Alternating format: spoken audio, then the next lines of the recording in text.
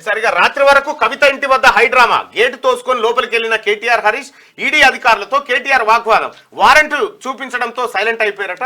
ఇక్కడ లోపలికి పోయిన తర్వాత కేటీ రామారావు ఆర్గ్యుమెంట్ చేస్తామంటే హరీష్ రావు పోలేదనుకుంటా పోయిండు హరీష్ రావు. కానీ హరీష్ రావు ఇప్పుడు నిజంగా తెలంగాణ రాష్ట్రంలో వాస్తవానికి ఆమె అరెస్టు విధానంలో ఏమన్నా లోపాలు ఉండొచ్చు, త్వరగా బయటికి వెళ్ళడానికి లోపాలను సృష్టించారు అనేది సహజంగా మేము అనుకునేటువంటి మాట. కానీ ఎట్టి పరిస్థితుల్లో ఆయన ఏమంటుండే కేటీ రామారావు ట్రాన్సిడెంట్ వారెంట్ ఏది ఇదేది అదేది అని చెప్తా ఉన్నారు. అన్ని తెచ్చి తీసుకుపోవాలి కదా, సగం సగం అయితే మళ్ళీ ఉరికొస్తుంది వెనుకకు అనే యాంగిల్లో ఆయన ఎన్నడు తీసుకుపోతారా ఇంకా అన్న యాంగిల్లో వీళ్ళు ఉన్నంత ఆనందం ఎవరు లేడు. కవిత కారెక్కి నవ్వుకుంటూ పోతా ఉంటే మనం ఆందోళన చెందాల్సిన పనే ఉందా? టిఆర్ఎస్ కార్యకర్తలు ఆందోళన చేస్తేనే సిగ్గు తక్కువ. ఆమెనే క్లియర్ గా ఆమె ఇట్లా అనిపోతుంది. ఇట్లా మళ్ళీ బయటకు వచ్చినాక మనదే గెలుపు, మనమే గెలుస్తామంటే పోయింది సారదందలా. అమ్మా టీవీ చూస్తున్న క్యూ న్యూస్ చూస్తున్నటువంటి ప్రేక్షక మహాశైలారా 23,000 మంది చూస్తున్నారయ్యా, మీ దండం పెడతా. ఆమె అరెస్ట్ అయిందేమో సారదందల ఆ సారదందల్ని సెల్ ఫోన్లు గుండ్రాల మీద పెట్టి గుజ్జి ఇరగొచ్చింది ఇంట్లోనే. ఈ సారదందల్ని ఒక్క కథగా చెల్లె చేసింది. అమ్మా మంగళగౌరి నీవు నీ సారదందులో ఎప్పుడు అరెస్ట్ చేస్తారని నిన్ను మేము ప్రశ్నిస్తే నువ్వు ఎవరిని తోలినావు, ఎందుకు తోలినావు, ఎందుకు ఈడ దాడి చేయించినావు, ఇదంతా కర్మ కర్త క్రియ నువ్వే. కానీ ఒకటి గుర్తుపెట్టుకో, అన్ని రోజులు శుక్రవారం ఉండదు చెల్లె, ఆదివారం కూడా వస్తుంది ఓ రోజు. ఆ ఆదివారం నిన్న శుక్రవారం వచ్చినట్టే వచ్చింది నీకు. ఇప్పుడు పక్కన ఉన్నటువంటి హరీష్ రావు కేటీఆర్ నువ్వు రాసి పెట్టుకో, పార్లమెంట్ ఎన్నికలు అయిపోయిన 15 రోజులకు నువ్వు జైలు ఉంటావు, పక్కా ఉంటావు, నువ్వు రాసి పెట్టుకో. ఎందుకు చెప్తా ఉన్నా ఇదంటే నీ ఓవర్ యాక్షన్ కూడా ఎక్కువ అయిపోయింది. నాకు తెలిసి వీడు ఉండడు, పారిపోతాడు పక్కా, ఇక్కడ ఉండడు సార్, పక్కా పారిపోతాడు. ఎందుకంటే సీరియస్ ఈ ప్రణీత్ రావు దాంట్లో పక్కా కేటీ రామారావు ఉంటాడు, దివికొండ దామోదర్ రావు ఉంటాడు, ఎర్రబల్లి దయాకర్ రావు ఉంటాడు, అందరూ ఈ ముఠా అంతా ఇన్వాల్వ్ సైమల్టేనియస్ గా పోతూ రాముడు ఎంత తెలియకలడు చూడు. పోతూ ఆ ఈడీ అధికారులు జూబ్లీహిల్స్ పోలీసు బంజారాహిల్స్ పోలీసు వాళ్ళకు దరఖాస్తు పెట్టిపోయారు, ఇలా మీ చర్యలు తీసుకొని విధులను ఆటంక పరిశీలని 353. ఇప్పుడు బంద్ ఎవరి చేతులకు వచ్చింది, వాళ్ళకి రావద్దు, రాష్ట్ర ప్రభుత్వం చేతులకు వచ్చింది. అంటే ఎంత ఈజీగా సిక్కిపోయింది చూడు. అంటే ఇప్పుడు పోగాలము దాపరించే పరవశ చిన్నేశ్వరి చెప్తాడేమన్నమాట, ఏమని అంటే పోగాలము దాపరించో దీప నిర్వాణ గంధము కనరు ముట్టుకోనంటే, అంటే దీపం ఆరిపోయే ముందు ఒక రకమైన వాసనను వదులుతుంది. ఆ వాసనని అంటే వాడికి పోగాలం వచ్చింది కాబట్టి ఆ వాసన వాడు గ్రహించాడు.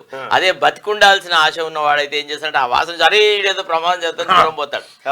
అది విష్ణు శర్మ చెప్పిన దాంట్లో ఉన్నదనమాట. అంటే వీడికి ఆ పోగాలం వచ్చింది కాబట్టి వీడితో చెల్లించుకున్నాడు. ఒక్క రకంగా వీళ్ళు ఇంత చదువుకున్న వాళ్ళు కదా. ఇప్పుడు కేటీఆర్ ఏం పెద్ద ఏదో ఇల్లిటరేట్ కాదు, సెమీ లిటరేట్ కాదు, ఫారిన్ లో చదువుకున్నాడు, అమెరికాలో చదువుకున్నాడు, ప్రజాస్వామ్యానికి బీజాలు నాటినటువంటి ప్రాంతంలో చదువుకున్న వ్యక్తి ఈ రాష్ట్రంలో ప్రజాస్వామ్యం కూని అవుతున్నప్పుడు నీ అంతరాత్మ ఏమైందయ్యా? ఇవాళ you are paid in the same kind. నువ్వేం చెప్పినావు నీకు తెలియదా కేటీ రామారావు? ఇగో ఒక మంచి అలవాటు ఉంది, అదేంటంటే అడ్డంగా దొరికిపోవడం, దొరికిపోయిన తర్వాత మిద్దెలెక్కి అరవడం, బుకాయించడం. నేరమే జరగకపోతే తప్పే చేసి ఉండకపోతే ఇంత భయం ఎందుకండి? పైపెచ్చు దొంగకు నోరెక్కువ అని ఉల్టా చోటు కొత్వాలు కూడా అంటే అని నైతిక బాధ్యత సిగ్గు ఏమైనా ఉంటే విచారణకు ముందుకు రావాలి. ఇది పద్ధత, విచారణ చేయనివ్వరా? అయినా దాచేది లేకపోతే భయం ఎందుకంటే నేను అడుగుతా ఉన్నా. తప్పు చేయకపోతే భయం ఎందుకు? విచారణ ఎదుర్కోవడానికి భయం ఎందుకు పడాలి? కోర్టుకు ఎందుకు వెళ్ళాలి అంటే ఆలోచించాల్సిన అవసరం ఉంది. ఒకవేళ తప్పేం లేకపోతే క్లీన్ చిట్ కూడా ఇస్తాం, భయపడాల్సిన అవసరం లేదు. కానీ విచారణకి కవిత కోసమే ముందస్తుగా మాట్లాడి పెట్టినట్టు అంటే ఇది అట్లనే ఉంటుంది. అంటే ఏదైతే ఒక వీళ్ళు చేసేటువంటి వ్యవహారంలో ఇది సంసారం అంటారు. కరెక్ట్. ఇప్పుడు ఈడీ చేస్తుంది వ్యభిచారం అని చెప్తున్నారు. ఎగ్జాక్ట్లీ. ఇప్పుడు ఇదే ప్రశ్నలు, ఇవే ఈ డైలాగ్సే కవితకు వర్తించావా? ఎందుకు ఆమెకే అదే అంటే చెప్తున్నాను. నువ్వు అన్యాపదేశంగా మనిషి తన అంతరాత్మలో ఉన్నటువంటి విషయాలు బయటికి వెళ్తాడు. ఇవాళ ఏదైతే మనం ఏ విత్తనాలు మనం అయితే నాటుతున్నామో ఆ విత్తనాలకు సంబంధించిన మొలకెత్తాయి కదా. నిన్న ఇప్పుడు 6 మీద ఉన్న మిల్లు 12 మీదకి వస్తాయి కదా, అటనే వచ్చింది ఇప్పుడు 12 మీదకి. ఇది 6 మీద ముళ్ళు 12 మీదకి వచ్చింది. ఇవాళ వాళ్ళు అద్దంలో వాళ్ళ ముఖాలను చూసుకోవాల్సిన సందర్భము ప్రకృతే సృష్టించింది. రైట్. ఇది కవిత అరెస్టును రాజకీయ కోణంలో చూడాల్సిన అవసరం లేదు. రాజకీయాలే, కవిత అరెస్టే.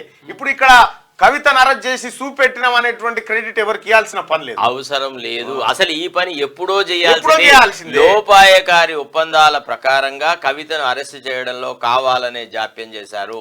తమకు రాజకీయంగా అనుకూలంగా ఉన్న సందర్భంలోనూ కవితను అరెస్ట్ చేసేసి రాజకీయ పబ్బం గడపడానికి మోడీ చేసిన నాటకం ఇది. నిన్న ఎందుకు what is the sanctity of yesterday? నిన్న ఏమైనా గొప్ప విషయం. ఒక పక్క మోడీ ఇక్కడ ల్యాండ్ అవుతాడు, తర్వాత రోడ్ షో చేస్తుంటాడు, ముఖ్యమంత్రి ఏమో ఇఫ్తార్ విందులో ఉంటాడు.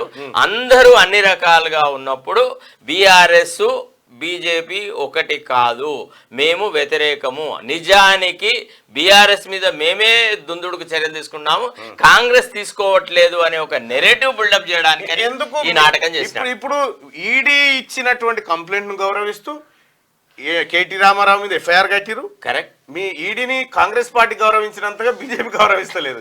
ఈడీకి కంప్లైంట్ ఎప్పుడు వచ్చింది కవిత మీద? ఎప్పుడు ఈడీ చర్యలేదు? ఇదే ఈడీ కంప్లైంట్ చేస్తే 5 నిమిషాల్లో ఎఫ్ఐఆర్ చేసి పెట్టింది రాష్ట్ర ప్రభుత్వం. రాష్ట్ర ప్రభుత్వానికి ఉన్న నిబద్ధత, కాంగ్రెస్ పార్టీ ప్రభుత్వానికి ఉన్న నిబద్ధత మీకు ఎక్కడి లేదు. కాబట్టి ఒక విషయం ఏంటంటే, నీవు నేర్పిన విద్యేగా నీరజాక్ష. అంతే. తెలంగాణ రాష్ట్రంలో ఈ దొంగ దండాలు అమ్మా, ఈ చేతులు ఏది స్పిరిట్ అంటిన చేతులమ్మా, ఇవి సారా అంటిన చేతులు. ఈ చేతులతో దండం పెడితే ఏ దేవతకు సాగబెట్టినట్టుగా తల్లి. కేసీఆర్ తను గొప్ప తెలుగు పండిత్ అనుకుంటాడు. కేసీఆర్ నీకు ఒక పద్యం చెప్తే ఒకసారి అర్థం చేసుకో. తెలుగులో ఒక గొప్ప పద్యం ఉంది సుమతి శతకంలో. ఏమని? కమలములు నీట భాసిన కమలాప్తుని రశ్మి సోకి కమలిన్ భంగిన్ తమ నెలువులు తప్పిన తమ మిత్రుల శత్రులవుదురు తత్యం సుమతిని. ఏ కమలాలైతే సూర్యరశ్మితో వికసిస్తాయో అవే భూమి నుంచి విడిపోతే ఆ సూర్యరశ్మితోనే మాడిపోతాయి. అందుకే తమ నెలువులు తప్పిన తమ మిత్రుల శత్రులు.